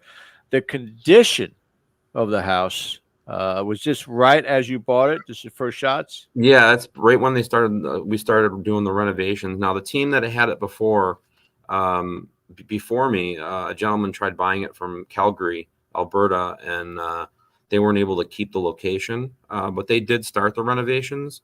But this is what it looked like when they got it. Yeah, it was in really rough shape. And then I kind of took over from there. Give me your first impressions going into this place. Daytime, it's going to be just as creepy, I would imagine, when it's dilapidated. Yeah, I mean, my first impressions were, what the heck am I doing? See that area right there over by the cross, or the white stripes right there, where it's kind of all like brown.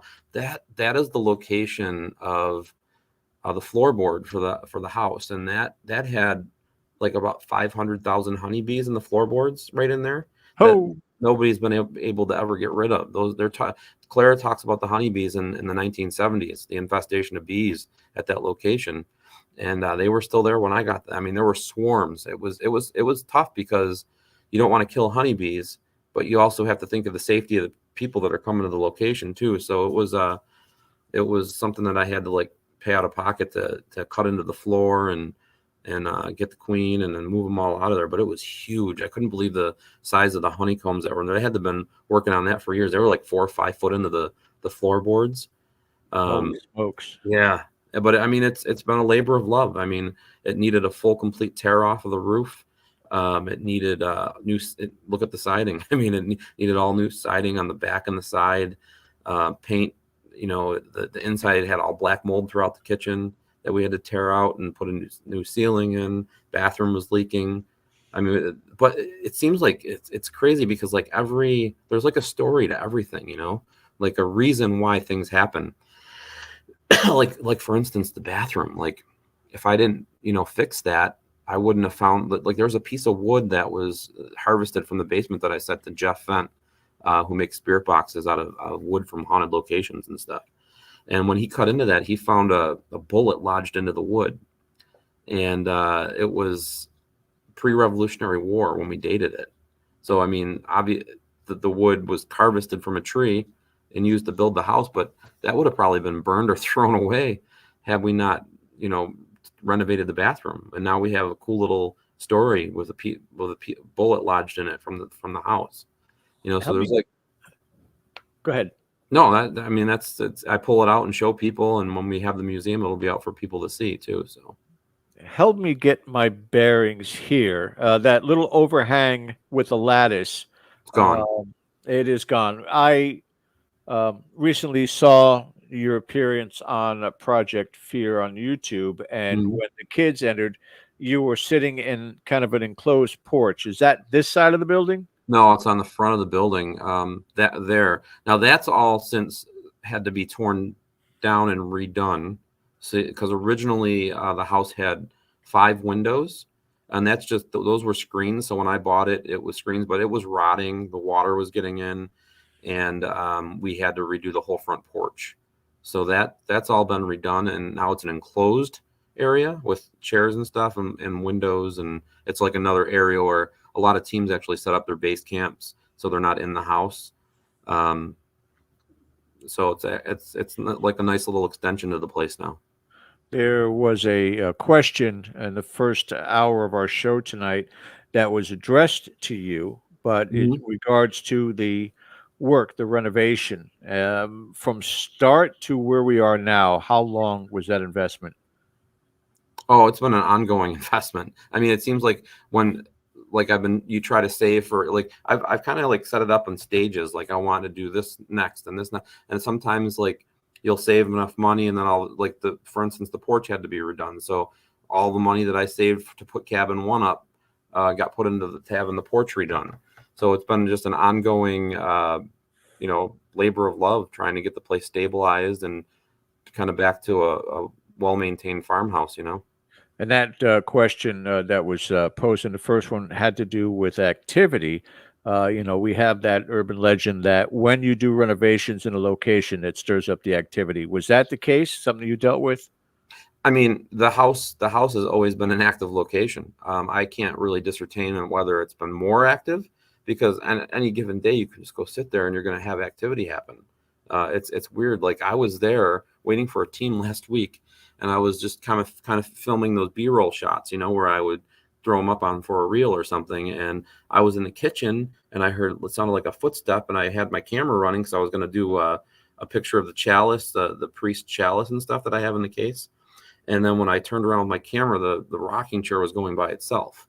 Like it looked like somebody was it was slow, like not a steady rock. It was pretty crazy. And I would like film this with my phone and there was nobody else at the house. And I was just like, oh my God, this is just freaky. Like somebody's sitting in this rocking chair right now. So, I mean, stuff happens all the time, and it's not all the time when we're renovating, it's just, I don't know. It's a very odd location, a lot of energy there. Well, it's not just within the four walls either. Right. The property itself is extremely active. Tell us what's happening here. So this is when I was talking earlier about the pond, how the pond was had all the dirt dumped over on the right side. So this is actually on the right side of the pond. And when we got the excavators out there and we started leveling out the where all the dirt was dumped, we came across some.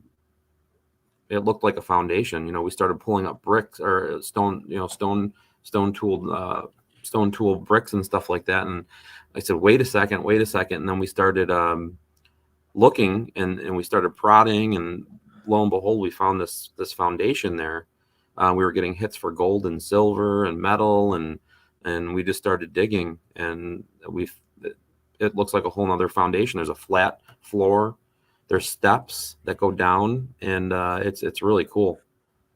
So I mean, we just learned of this foundation in the summer of last year. So we got a lot of work to do. It's not on any maps. It's not on anything that we have, that we've looked back onto from the 1700s. Other families that lived there before had no idea that it was there either. So it's new. I mean, there was a barn that was there originally that was over where the pond was, but we're finding some barn items. So it might be like an off building to the barn, maybe. I don't know we don't know what it is yet. So it's really cool. All right. Question: where are the bodies buried? Well, I mean, I'm not really going to disclose that information. There will be a video out on YouTube. With people that do come to the house, I do let them know where they are, just so they're aware. But I don't want to put a video out and have people come in there on off days and just start digging and stuff like that, because it would get shut down. Yeah. So they're careful. They've been marked, and you know, we're going to put up a memorial for them at some point. We have been saving and getting the stuff for that, and so a couple teams have actually made a little plaque for the location for that. So it's not too different from the experiences that we have heard time and again at the Conjuring House in the woods back behind that building. Besides the cryptid experiences and sightings and evidence collected, what other activity is going on in the surrounding property, the Hinsdale house? So there's been UFO. There's been a lot of different people seeing UFOs out there, even dating back to the 1970s. I was out there one night doing a tour, and it was a really clear sky. It's so beautiful at night when you come from I live in like Buffalo, Western New York, and when I go down to the Hinsdale house, I always look up, and when it's a clear night, I'm like, wow, this is just amazing. Two different skies, yeah. Yeah, it's just so beautiful. And I remember the one night we were doing a tour. I'll tell the story about the UFO after this, but we saw Starlink, and this is when it first came out, so we had no idea what this was, and all of a sudden we see this centipede, the bright lights going through the sky. We're like, what the hell is that? You know, we had no idea what it was, and we were all freaking out, like, oh my God, we're getting invaded. You know, it ended up being like the Starlight or the whatever Starlink, Starlink, yeah, which was cool to see. But I was doing a tour the one night, and they came out, and we were looking up, and we saw this light come out of the sky like this, and then another one came like this, and then they were together, and then they kind of zigzag like this, and whoosh, I was like, wow, you know. And I know Clara talked in her book about seeing UFOs to the point where they were close to the house, and the lights were shining in the windows. So I mean, there's definitely, you know, wow. we're looking at ley lines, we're looking at all different types of stuff as to what, you know, why do they call these the Enchanted Mountains? You know, the neighbors, have they experienced anything? We're talking to neighbors. Actually, one of my neighbors is a tour guide there because she lives down the road a half a mile, and she's experienced stuff at her house, you know, and she just loves to be able to help out. And she's heard the noises, she's heard the foots. You know, we've had Bigfoot, you know, feet castings done up there too, up in the forest. So I mean, there's a little bit of everything, really. The full gambit, everything you can think of under the sun. So if one day people in the field hear that Daniel has completely disappeared, we now know he's been abducted. You know, yeah. Hopefully, I'll be abducted by a cruise ship or something. Let's hit some of these pictures of evidence, and I want to go right down the list here. I know we have a couple of questions that Ken's going to get to here. Sure. Tell us about this shot. I love this. And look at the top of the stairs, ladies and gentlemen. Yeah, so this is the same night that I had that experience that I talked about at the beginning with who I believe was Flo Misnick. I was just me, my co-founder, and Michelle and Tim. They were in there filming it, and when I started talking about Flo, I told my photographer to come in, Louis Caffarella, and I said, Louis, come in the house and plaster pictures around. And he was using different light spectrums and when he got that picture, I was like, what? And I, you know, saw those legs going up the steps, and I was like, wow. And we've captured a lot of activity on those stairs. The other interesting thing about this picture is you see the stuff that's in there, right? Like the chair, the table, the candles, the couch. Yeah. That was in the other room. You know what I mean? So that's the living room stuff. That stuff is still there. That's the stuff that was in the living room through that other doorway. And the kitchen that I was standing at had a round kitchen table with kitchen chairs. And it makes no sense to me as to why the stuff that was in that room is appearing in this picture as well.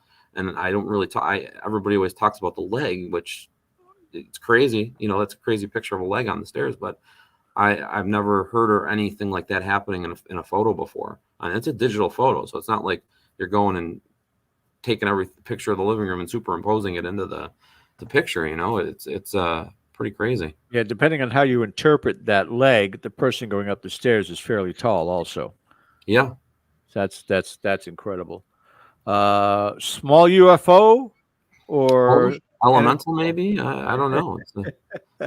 I mean, we do get a lot of different lights flickering from the forest. We'll get blue lights. We've gotten purple lights, and a lot of people think that it's cryptids. Elementals. We've had teams that specialize in elemental that come up there to investigate and research because of how much activity they get with that. So I just thought it was an interesting picture that was sent to me, and it's one that I've always kept because it's right up by where we do the giving tree, What do we got here? So this, I believe, is a picture of maybe a dog of some kind in the kitchen. See in the kitchen where the round table is? I mean, that's... Oh, yeah, I can see the ears, and it's got kind of a white snout.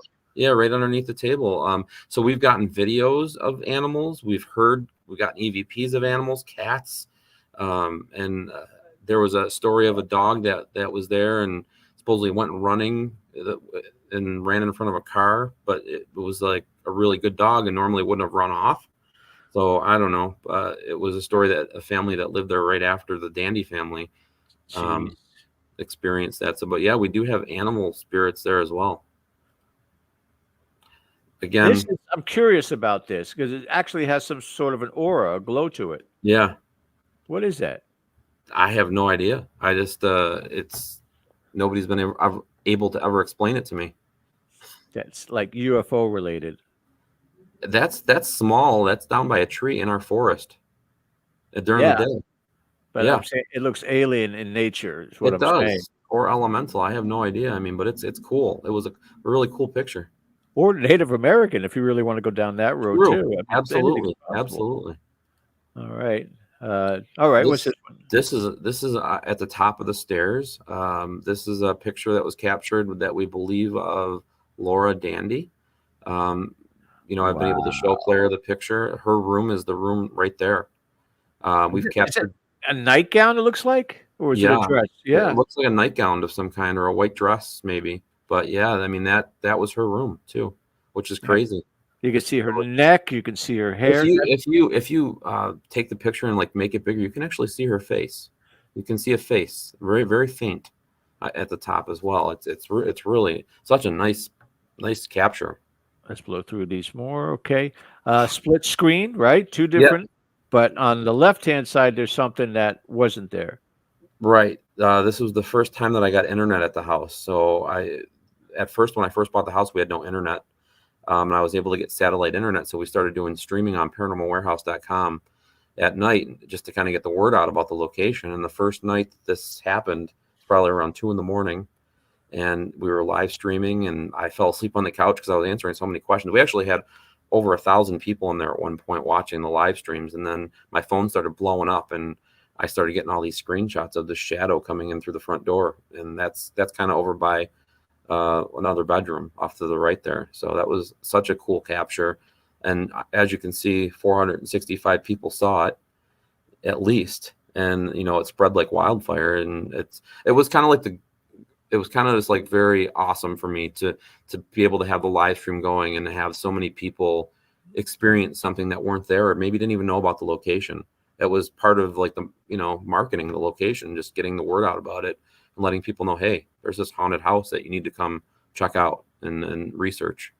That's astounding. I'll have a question about this live stream as soon as I get done with the last few pictures here. Yeah, this is another one from the inside of the house.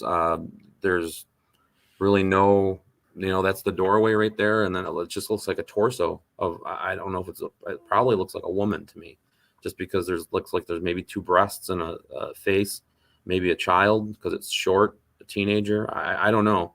But it was just to me, it was a really cool capture. And there's no flash, nothing going on. The manifestation's astounding. It's absolutely astounding. Yeah. And this is one, it looks like a face looking out the window, when people are outside. I mean, it's just, you talk about pixelations in the window and you can, looks early on. It looks like by the outside of it, this was early on. Yeah, it definitely was. Those were the old windows, but they're not old where they're, you're like 1950s, 1940s lead windows where the windows would be drooping or having any type of pixelation to them. They were still fairly new windows, but they were old windows, but to me, we've tried to redo the picture so many times, and it looks to me like something from the inside of the house. So. Oh, absolutely. This is incredible. Look at that shadow. Yeah, this was definitely cool picture. And these aren't all pictures that I've captured. These are pictures that are evidence that teams have sent me. This is obviously in the middle of the winter, and those are all snowflakes, all the little white things that are coming down. But yeah, that shadow is just so amazing to me. Like, wow, what an amazing, it's dark. It's blocking out the house, and it's right there in the front on the outside. Really cool. Like, what the hell? All right. Ken, if you want to come back on, I know we have a couple questions we want to get in the chat with the remaining time that we have. But I do want to know if you are going to do more live streaming in the future. Oh yeah. Yeah. I still do. We will definitely do it on our YouTube. If you go to the Daniel Klaes YouTube page, you know, we do live streaming on there on off nights. There's not like a set schedule of when we're doing it, because I only do it when teams aren't there. The other service that we offer with these cameras that I have in the house, we have 5 of them set up. It's called Ghost Cam. So instead of bringing a DVR system, you can actually retrieve the footage from these 5 cameras that we have stationed in the house. They have great footage, great audio, and the teams that come there can actually order that if they want to come, and they'll get the file sent to them the next day. It's a really good service. So we've been able to review those and get so many cool EVPs. There's been times I've been in there and we you know, it's hard to check through them all, but we've gotten EVPs. My daughter asking me a question, and we're getting questions like, well, why? You know, like, I've been able to put stuff up like that and just so clear. So yeah, I mean, we'll do it when we can. You know, it's just it depends on when we have an open day or not. Unfortunately, we are down to the last 60 seconds for tonight. But we do want to definitely have you come back on again. We want to talk about if we have a live stream upcoming, any experiences that come from that. What is the YouTube account exactly? Just my name, Daniel Klaes. Just as it spells. Yeah. I mean, if you go to my website, danielklaes.com, all the links for my social media, YouTube, any events that we're having at the location, you can book them right from there. So just go to danielklaes.com. We're doing a camping trip this summer. We do it every year, where people can camp for the weekend, and we bring in like cryptozoologists and different aspects and let people experience different parts of the paranormal. And we do tours every month, overnight tours.